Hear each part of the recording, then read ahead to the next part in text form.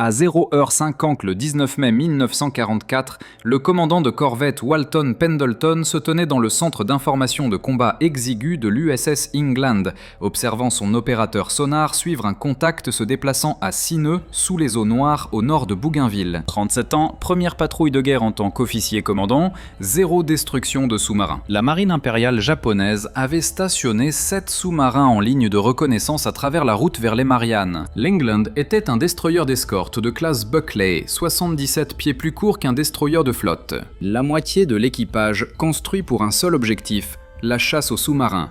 Mais l'arme qui la rendait différente était montée sur son pont avant. 24 mortiers à broche arrangés en rangées. Les Britanniques l'appelaient hérisson. Les projectiles tiraient 200 verges devant le navire en motif circulaire. Fusibles de contact. Ils n'explosaient que s'ils frappaient quelque chose de solide. Les grenades sous-marines tuaient les sous-marins depuis 3 décennies. Les rouler par-dessus la poupe, régler le fusible hydrostatique pour la profondeur estimée, espérer que le sous-marin était toujours là quand les charges atteignaient la profondeur de détonation. Les statistiques racontaient une histoire brutale. Les forces britanniques avaient lancé 5174 attaques à la grenade sous-marine pendant la guerre. 85 destructions confirmées, une destruction pour 60 attaques. Au moment où les charges coulaient, les sous-marins avaient déjà bougé. Les explosions perturbaient l'eau si gravement que le sonar devenait inutilisable pendant 15 minutes. Les sous-marins s'échappaient dans le chaos. Le hérisson a tout changé. Lancer vers l'avant maintient le contact sonar tout au long de l'attaque. Des projectiles de 65 livres avec 35 livres de torpex chacun, les ratés silencieux. Aucune perturbation de l'eau. Aucun contact perdu. Mais les chiffres étaient encore en cours de vérification. Taux de réussite de 5% dans les essais précoces, les équipages ne lui faisaient pas confiance. Les capitaines préféraient le tonnerre familier des grenades de mort. Pendleton faisait confiance aux chiffres. Une destruction de hérisson pour 5 attaques contre une destruction de grenades de mort pour 80.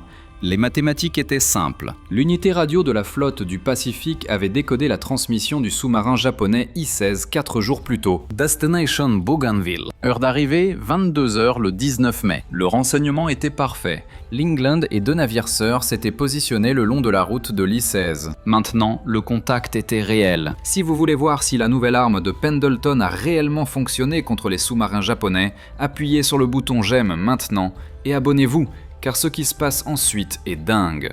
Retour à Pendleton. L'opérateur sonar a annoncé la portée. 1500 verges, lycésantes plongées, évasion standard japonaise, virages radicaux, changement de profondeur. Le commandant du sous-marin savait qu'il était chassé. Pendleton a ordonné la première attaque au hérisson à 13h41. 24 projectiles ont traversé le ciel de l'après-midi, ont éclaboussé le Pacifique, ont coulé à 23 pieds par seconde. Silence. Ratin. L'I-16 avait viré. La deuxième attaque a marqué un coup à 130 pieds. L'explosion a soulevé l'étrave de l'England, passe à C. La troisième attaque a raté. Le bathymètre a révélé le problème. L'I-16 était allé en profondeur, 325 pieds, plus profond que Pendleton ne l'avait estimé.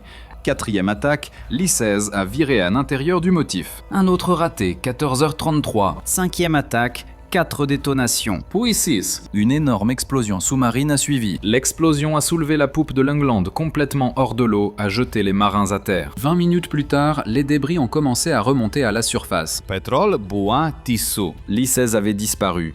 107 hommes morts. Mais l'unité radio de la flotte du Pacifique avait décodé un autre message. 7 autres sous-marins japonais étaient stationnés en ligne de patrouille au nord des îles de l'Amiral et l'England naviguait directement vers eux. Le commandant Hamilton Haynes a reçu le renseignement décodé à Tulagi le 20 mai. L'escadron de sous-marins japonais de la 7e flotte avait déployé 7 sous-marins de type KO le long d'une ligne désignée NA. Les sous-marins étaient positionnés à des intervalles précis de l'île Truk, Ozo à l'ouest de Manille. Ro 104, Ro 105, Ro 106, Ro 108, Ro 109, Ro 100, Ro 112, Ro 116. Chaque sous-marin transportait 56 membres d'équipage. Leur mission, détecter les forces de porte-avions américaines se déplaçant vers les Mariannes ou les îles Palaos. L'amiral Soemu Toyota avait besoin de savoir où les Américains frappaient ensuite. Les sous-marins étaient ses yeux. Haynes a ordonné à l'England de rejoindre les destroyers d'escorte George et Raby. 3 navires navire, 7 cibles. Les cotes semblaient impossibles, mais Pendleton avait prouvé quelque chose dans ce premier engagement avec l'I-16. 5 attaques au hérisson, une destruction. Taux de réussite de 20%, 4 fois mieux que les essais précoces. L'arme a fonctionné. L'équipage lui faisait confiance maintenant. Ils avaient entendu les explosions. Regardez les débris remonter à la surface. Comptez les nappes de pétrole s'étendre sur le Pacifique. Le groupe de chasse a quitté la baie de Pervis le 21 mai. Formation standard en ligne de front, 16 000 verges entre les navires pendant l'obscurité, balayage radar toutes les 30 secondes. Sonar keeping continuellement. Les sous-marins japonais maintenaient maintenant le silence radio. Plus de transmissions à décoder, plus de coordonnées précises. Le groupe de chasseurs-tueurs devrait les trouver à l'ancienne. Détection électronique, patience, mathématiques. Pendleton a étudié les cartes dans sa cabine. La ligne N1 s'étendait à travers les routes précédemment utilisées de l'amiral Halsey. Les Japonais étaient prévisibles. Stationner des sous-marins où les forces américaines s'étaient déplacées auparavant. Espérer que les Américains s'y déplacent à nouveau. Mais l'unité radio de la flotte du Pacifique avait donné aux Américains un avantage que les Japonais ne savaient pas exister. Les Américains savaient exactement où la ligne de piquet était positionnée. La question était le timing. Les modèles de patrouille des sous-marins étaient prévisibles. Remonter à la surface la nuit pour recharger les batteries, plongeur à l'aube, fonctionner en immersion pendant la journée, remonter à la surface après le coucher du soleil. La fenêtre de détection radar était étroite, les sous-marins étaient vulnérables à la surface, mais ils étaient rapides. Un commandant de sous-marin pouvait plonger en 60 secondes, être à 200 pieds de profondeur en 3 minutes, disparaître dans l'eau noire. L'équipage de l'England s'était entraîné pour cela. Les opérateurs sonars pouvaient suivre un sous-marin en plongée, calculer la profondeur, estimer la vitesse, prédire la position. Les lanceurs de hérissons pouvaient être chargés et tirés en 90 secondes. 24 projectiles, cercle de 130 pieds, 30 pieds de profondeur. Chaque lancement était un pari. Les fusibles de contact signifiaient la certitude. Si les projectiles explosaient, ils frappaient quelque chose. S'ils restaient silencieux, ils rataient. Les mathématiques étaient simples mais brutales. 7 sous-marins, 56 hommes par sous-marin, 392 marins japonais au total. Une attaque au hérisson pouvait tous les tuer en 9 secondes. À 3h50 le 22 mai, le radar de George a détecté un contact de surface à 15 000 verges. Le premier sous-marin, Hero 106, rechargeait ses batteries. Elle n'a jamais vu venir les destroyers d'escorte. Le projecteur de recherche de George a attrapé Hero 106 à la surface. Le sous-marin a immédiatement plongé en catastrophe. L'eau de mer a inondé ses ballasts. Son étrave s'est inclinée vers le bas. En 90 secondes, il était immergé. George a tiré le hérisson à 4h15. 24 projectiles ont éclaboussé l'eau sombre. Silence. Ratin. L'England a repris le contact sonar à 4h25, portée 1400 verges. RO 106 fonctionnait en profondeur, effectuant des virages radicaux. Le commandant japonais connaissait les tactiques. Virer à l'intérieur du motif d'attaque, changer de profondeur constamment. Faire deviner les Américains. Pendleton ne devinait pas. Son opérateur sonar a suivi chaque virage, a annoncé les changements de profondeur, la portée, le relèvement. Les données ont été alimentées directement à la solution de tir du hérisson. La première attaque a raté. Hero 106 avait viré de 30 degrés pendant le temps de coulée du projectile. 9 secondes suffisaient pour qu'un sous-marin se déplace de 150 pieds. Deuxième attaque à 5h01. 24 projectiles ont formé leur motif circulaire, ont coulé dans l'obscurité. 3 détonations, puis une énorme explosion sous-marine. L'onde de pression a roulé sur la surface. La coque de l'England a tremblé. George et Raby l'ont senti à 4000 verges. Au lever du soleil, la nappe de pétrole faisait un demi-mille de large. Des débris flottaient, des fragments de métal, du bois, aucun survivant. Destruction numéro 2. 24 heures après l'I-16, les 3 destroyers d'escorte ont réformé leur ligne, espacement de 16 000 verges, ont continué vers le nord-est le long de la ligne NA. Le sous-marin suivant était quelque part. Hero 104 ou Hero 105 ou l'un des 5 restants. Les commandants de sous-marins japonais maintenaient un strict silence radio, mais ils remontaient à la surface selon des horaires prévisibles. Les batteries nécessitaient une recharge. Les moteurs électriques avaient besoin d'énergie. Les moteurs diesel avaient besoin d'air. À 6h le 23 mai, le radar de Raby a détecté un autre contact de surface. Portée 22 000 verges. Le contact a plongé avant identification. Le commandant japonais avait appris quelque chose de la mort de Hero 106. Restez en profondeur. Les faire deviner votre profondeur. Rabi a tiré 4 attaques au hérisson à partir de 6h17. Tous des ratés. Ro 104 virait à l'intérieur des motifs. George a essayé ensuite. La première attaque a raté à 7h17. Les deuxième, troisième et quatrième attaques ont toutes raté entre 7h30 et 8h10. Le commandant du sous-marin japonais était bon. Chaque fois que les projectiles éclaboussaient au-dessus de lui, il virait, changeait de profondeur, rendait les mathématiques impossibles. Le commandant de division Haynes a regardé l'England s'approcher pour son tour. L'équipage de Pendleton avait 2 destructions. Rabi et George n'en avaient aucune. Le motif devenait clair. Les opérateurs sonars de l'England étaient meilleurs, où ses équipages de hérisson étaient plus rapides, où les solutions de tir de Pendleton étaient plus précises. Quelle qu'en soit la raison, l'England était le tueur de ce groupe de chasse. Haynes a radiodiffusé 5 mots qui deviendraient une légende de la marine. Oh diable, vas-y, England. La première attaque au hérisson de Pendleton a raté. Prosto chatre a viré. Mais la deuxième attaque à 8h34 a marqué 10 détonations. Peut-être 12. Les explosions ont fusionné en un rugissement continu. Des bruits de rupture ont suivi. Le métal se déchirait. Les cloisons s'effondraient. Puis une énorme explosion sous-marine. 3 minutes plus tard, les batteries du sous-marin avaient éclaté. Le pétrole et les débris ont remonté à la surface à 10h45.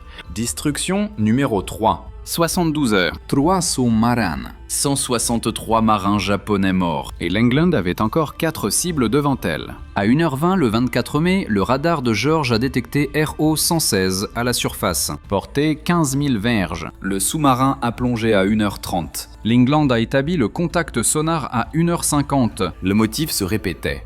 Détection radar, plongée en catastrophe, suivi sonar, attaque au hérisson. Mais le commandant de RO 116 avait changé de tactique. Il est allé peu profond, 150 pieds. La plupart des commandants de sous-marins plongeaient profond, 300 pieds, 400 pieds. Mettre le maximum d'eau entre eux et la surface. Coussin maximum contre les explosions. Le commandant de RO 116 a fait le contraire. Rester peu profond, faire des virages brusques. Parier que les Américains établiraient leur solution de tir pour les cibles profondes. Il a mal parié. L'opérateur sonar de Pendleton a annoncé la profondeur peu profonde. La solution de tir du hérisson s'est ajustée instantanément. Première attaque à 2h14, 3 détonations. Peut-être 5. Pas l'énorme explosion des destructions précédentes. Aucune rupture de batterie, juste le son des projectiles de 65 livres perçant la coque de pression à 723 pieds par seconde, créant des trous de 3 pouces. À 150 pieds de profondeur, l'eau de mer entre dans un sous-marin à 400 gallons par minute par un trou de 3 pouces. Les bruits de rupture n'étaient pas forts.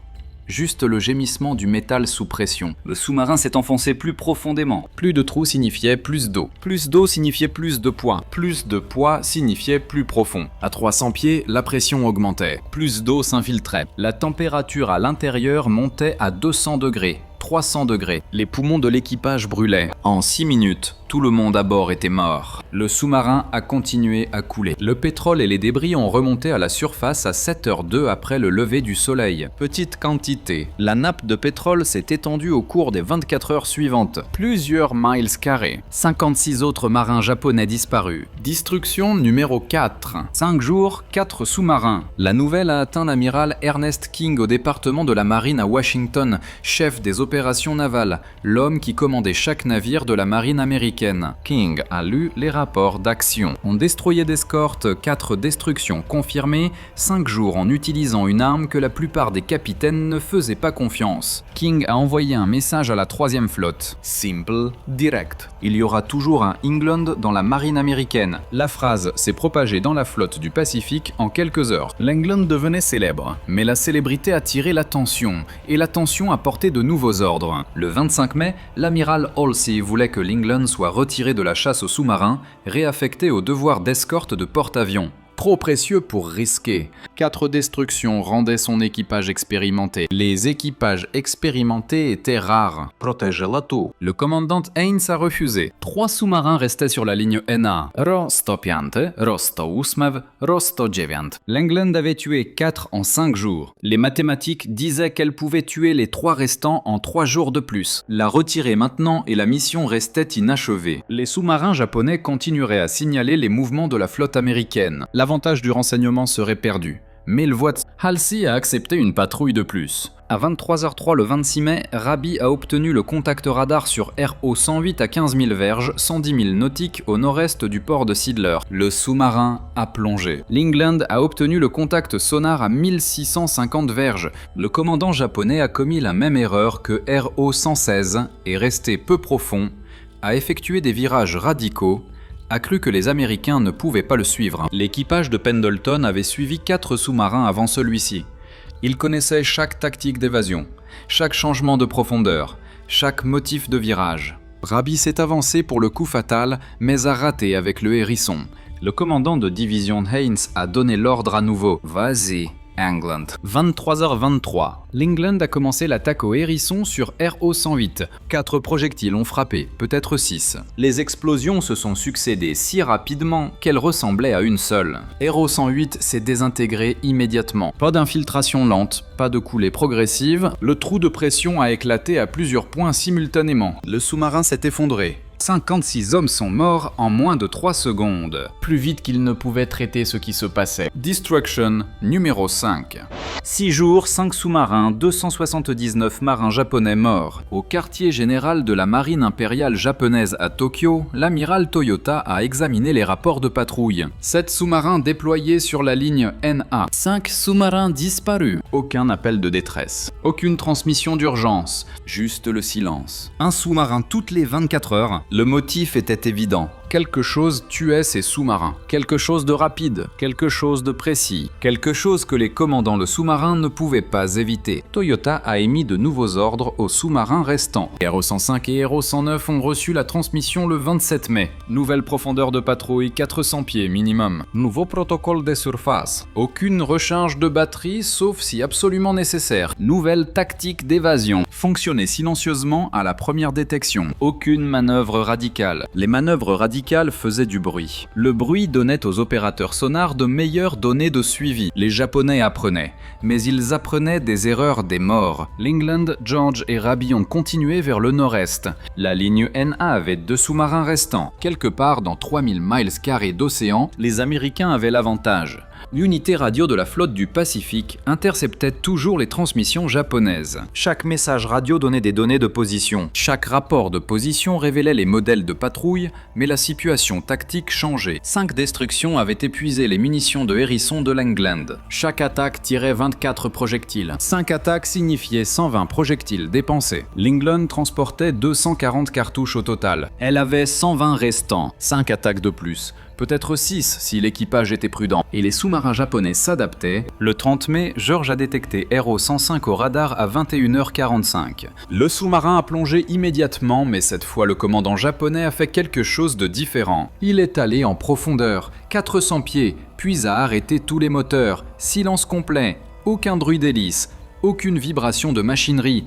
Rien pour que le sonar détecte. L'Angleterre a établi le contact à 2200 verges. Signal faible, intermittent. Le sous-marin se déplaçait à peine. Les opérateurs sonars l'ont appelé une articulation, une zone d'eau perturbée qui créait de faux échos. Le sous-marin pouvait être n'importe où dans un rayon de 200 verges du signal. Pendleton a fait face à un choix. Tirer le hérisson sur un contact faible et probablement manqué. Gaspiller 24 projectiles précieux ou attendre que le sous-marin se déplace. Abandonner l'avantage tactique. Laisser le commandant japonais choisir quand s'enfuir. Il a choisi d'attendre. 4 heures ont passé. Le sous-marin est resté silencieux. Puis à 2h30 le 31 mai, le signal s'est renforcé. Le RO 105 se déplaçait. L'énergie de la batterie s'épuisait. Les moteurs électriques avaient besoin d'être rechargés. Le commandant n'avait pas le choix. Il devait faire surface bientôt ou mourir de toute façon. Mais il avait une tactique de plus. Un dernier pari désespéré qui pourrait fonctionner. Le commandant du RO 105 a fait surface à 3h15 le 31 mai,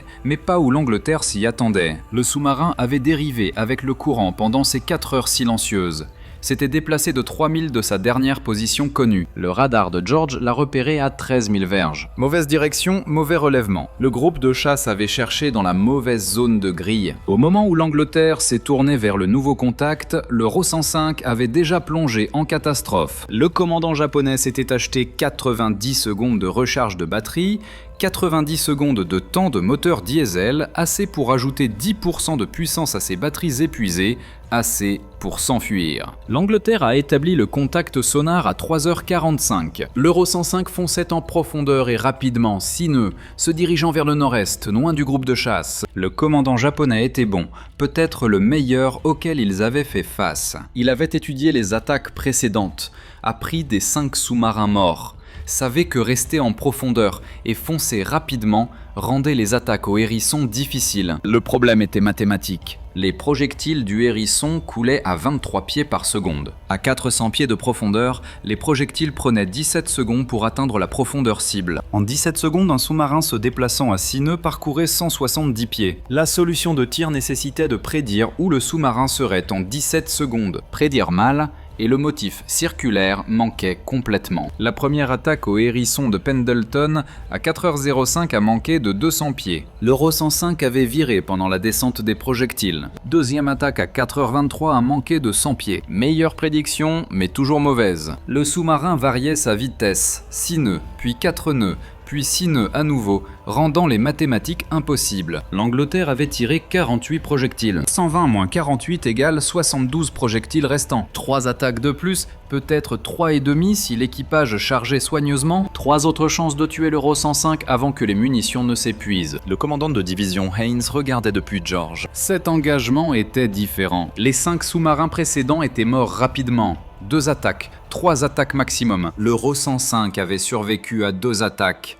se dirigeait vers une 3e, peut-être une 4e. Le commandant japonais gagnait le jeu mathématique. À 4h47, l'opérateur sonar de Pendleton a détecté un motif. L'Euro 105 virait tous les 4 minutes. 30 degrés à bâbord, puis 30 degrés à tribord, d'avant en arrière. Le motif était cohérent, prévisible. Le commandant japonais pensait qu'il était aléatoire, mais les humains ne sont pas aléatoires. Ils tombent dans des motifs. Pendleton a ajusté la solution de tir, a prédit le virage, a devancé la cible de 200 pieds. Troisième attaque au hérisson à 5h08. 24 projectiles ont éclaboussé le Pacifique, ont coulé dans l'obscurité. 4 détonations. Peut-être 5. Pas l'explosion massive des meurtres précédents, le trou de pression du Euro 105 avait été percé, mais pas détruit. Le sous-marin a continué à se déplacer, à inonder, mais pas à couler. Le commandant japonais exécutait les procédures d'urgence. Souffler les banastes, faire surface, abandonner le navire, sauver l'équipage. Mais la 4e attaque de l'Angleterre à 5h32 a frappé avec 8 détonations. Le sous-marin s'est désintégré. Le soufflage d'urgence s'est arrêté. L'équipage n'a jamais atteint la surface. L'huile et les débris sont apparus à 6h15 après le lever du soleil. 6e victime. 12 jours. Shunaren. 335 marins japonais morts. L'amiral Halsey a reçu le rapport au quartier général de la 3e flotte. 6 sous-marins en 12 jours, un destroyer d'escorte. Un système d'armes que la plupart des capitaines ne faisaient pas confiance. Le record était sans précédent. Inégalé. Impossible à croire. Mais un sous-marin restait. L'Héros 109. L'amiral Halsey a émis de nouveaux ordres le 1er juin. Retirer l'Angleterre de la chasse aux sous-marins immédiatement. 6 victimes suffisaient. Le destroyer d'escorte avait prouvé le système du hérisson.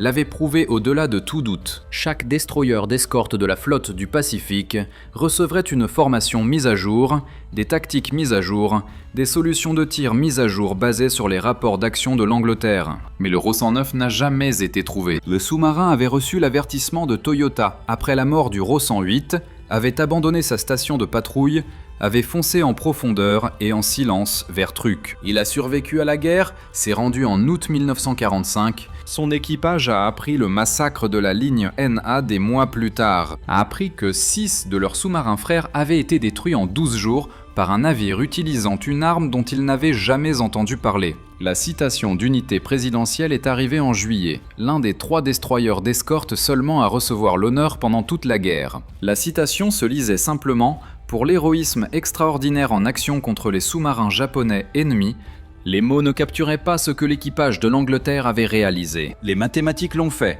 Les forces britanniques avaient lancé 5174 attaques à la grenade sous-marine pendant la guerre, 85 victimes confirmées, un taux de réussite de 1,6%. Les attaques au hérisson avant la patrouille de l'Angleterre montraient un taux de réussite de 5%. 26 attaques pour chaque victime. L'Angleterre a établi son record avec des chiffres bien meilleurs. 6 sous-marins, environ 15 attaques totales au hérisson, taux de réussite de 40%, 25 fois plus efficace que les grenades sous-marines, 8 fois plus efficace que la moyenne du hérisson. Le système d'armes est devenu standard sur chaque destroyer d'escorte en septembre 1944. Les protocoles de formation ont changé dans toute la flotte. Les opérateurs sonars ont étudié les techniques de suivi de l'Angleterre. Les équipes du hérisson ont pratiqué les procédures de chargement de l'Angleterre. Les officiers de contrôle de tir ont mémorisé les solutions de tir de l'Angleterre. Dans l'Atlantique, le hérisson a coulé 47 sous-marins allemands à la fin de la guerre. 268 attaques, 47 victimes, 17,5% de taux de réussite. Toujours la meilleure arme anti-sous-marine de la guerre. Mais aucun navire n'a égalé le record de 12 jours de l'Angleterre. Pas dans l'Atlantique, pas dans le Pacifique, pas dans aucun théâtre. Le commandant de la marine Pendleton a reçu la croix de la marine en août. Décoration unique pour 6 sous-marins. La citation mentionnait son génie tactique, la discipline de son équipage, l'efficacité du système d'armes. Mais elle ne mentionnait pas la chose qui importait le plus, les mathématiques. Pendleton avait fait confiance aux chiffres quand d'autres capitaines faisaient confiance à la tradition. Il avait calculé les solutions de tir tandis que d'autres s'appuyaient sur l'expérience. Il avait prédit les mouvements des sous-marins, tandis que d'autres devinaient. Les chiffres avaient raison. L'Angleterre a continué le service d'escorte pendant l'été 1944. Protection des convois, écran de porte-avions, patrouille anti-sous-marine. Elle n'a jamais trouvé un autre sous-marin. N'a jamais tiré le hérisson au combat à nouveau. Le 31 octobre 1944, des avions kamikazes ont frappé l'Angleterre au large du golfe de Leyte. La bombe a pénétré la salle des machines avant, a tué 37 membres d'équipage, en a blessé 25 de plus. Les dégâts étaient catastrophiques. Les réparations prendraient 6 mois, coûteraient plus que la construction d'un nouveau navire. La marine a décidé que l'Angleterre ne valait pas la peine d'être sauvée. Elle a été remorquée à l'île de Manille, dépouillée de l'équipement utile, vendu à la casse. En novembre 1946, découpé dans une cour de récupération, le navire qui avait coulé 6 sous-marins en 12 jours a terminé sa vie en tant que lame de rasoir et boîte de conserve. Mais le record tient toujours aujourd'hui. Aucun navire ne l'a égalé. 80 ans plus tard, l'Angleterre reste le plus grand tueur de sous-marins de l'histoire navale. Walton Pendleton a survécu à la guerre, promu au grade de commandant, donné le commandement d'une division d'escorte en Alaska, a passé la dernière année de la guerre à chasser les sous-marins japonais dans le Pacifique Nord. N'en a jamais trouvé. La guerre s'est terminée en août 1945. Pendleton a pris sa retraite de la marine en 1961 après 34 ans de service. Décédé en 1973 à l'âge de 66 ans, enterré au cimetière national d'Arlington. Sa pierre tombale mentionne la croix de la marine, ne mentionne pas les 6 sous-marins, ne mentionne pas les 12 jours qui ont changé la guerre navale. La marine a tenu sa promesse en quelque sorte. En octobre 1960, le leader destroyer lance-missile USS Angleterre a été mis en service. Numéro de coque DLG-22, reclassé ultérieurement en CG-22, a servi de 1962 jusqu'à 1994. 32 ans. Plus longtemps que l'Angleterre originale n'a duré. Mais quand le CG-22 a été désarmé, le nom Angleterre a disparu de la flotte. La promesse de l'amiral King brisée, il n'y a pas eu d'USS Angleterre depuis 1994. Le lanceur Hérisson original est stocké au Musée national de la marine des États-Unis à Washington, district de Columbie. Rouillé. Oublié. La plupart des visiteurs passent sans remarquer. La plaque signalétique mentionne le taux de réussite de l'arme. Ne mentionne pas l'Angleterre. Ne mentionne pas Pendleton. Ne mentionne pas les 12 jours qui ont prouvé que le système fonctionnait. Les dossiers japonais récupérés après la guerre ont confirmé les 6 victimes. I6, Rotsent 6, Rotsent 4, Rotsent 16, Rotsent 8, Rotsent 5. La position finale de chaque sous-marin correspondait exactement aux coordonnées d'attaque de l'Angleterre. 335 marins confirmés morts. La marine japonaise n'a jamais compris ce qui les avait tués si vite. Leur rapport d'action mentionnait des explosions au-dessus, des inondations en dessous, la mort en quelques minutes. Mais personne n'a survécu pour décrire le motif circulaire des projectiles, les fusibles de contact, les mortiers tirant vers l'avant qui maintiennent le contact sonar tout au long de l'attaque. Les Britanniques ont développé le hérisson. Les Américains l'ont perfectionné. L'Angleterre l'a prouvé. Mais l'histoire se souvient des porte-avions, des cuirassés, des destroyers de flotte, les grands navires avec les grands canons. Les destroyers d'escorte étaient jetables, bon marché à construire, facile à remplacer, 700 construits pendant la guerre, la plupart mis à la ferraille dans les 5 ans suivant la paix. L'Angleterre a duré 2 ans après la fin de la guerre, mise à la ferraille à l'âge de 2 ans et demi. Le navire qui avait coulé 6 sous-marins en 12 jours ne valait pas le métal dont il était fait. Si cette histoire vous a ému de la façon dont elle nous a émus, faites-moi une faveur. Appuyez sur ce bouton j'aime. Chaque simple j'aime dit à YouTube de montrer cette histoire à plus de gens. Appuyez sur s'abonner et activez les notifications. Nous sauvons les histoires oubliées des archives poussiéreuses chaque semaine. Des histoires sur les marins qui faisaient confiance aux mathématiques plutôt qu'à la tradition. Des gens réels, de l'héroïsme réel. Laissez un commentaire maintenant et dites-nous d'où vous regardez. Regardez-vous du Texas, d'Allemagne, d'Australie, des États-Unis. Notre communauté s'étend sur le monde entier. Vous n'êtes pas seulement un spectateur, vous faites partie de la préservation de ces souvenirs. Dites-nous votre localisation. Dites-nous si quelqu'un dans votre famille y a servi. Faites-nous simplement savoir que vous êtes là. Merci d'avoir regardé et merci de vous assurer que l'USS Angleterre et son équipage ne disparaissent pas dans le silence. Ces hommes méritent d'être mémorisés et vous aider à faire en sorte que...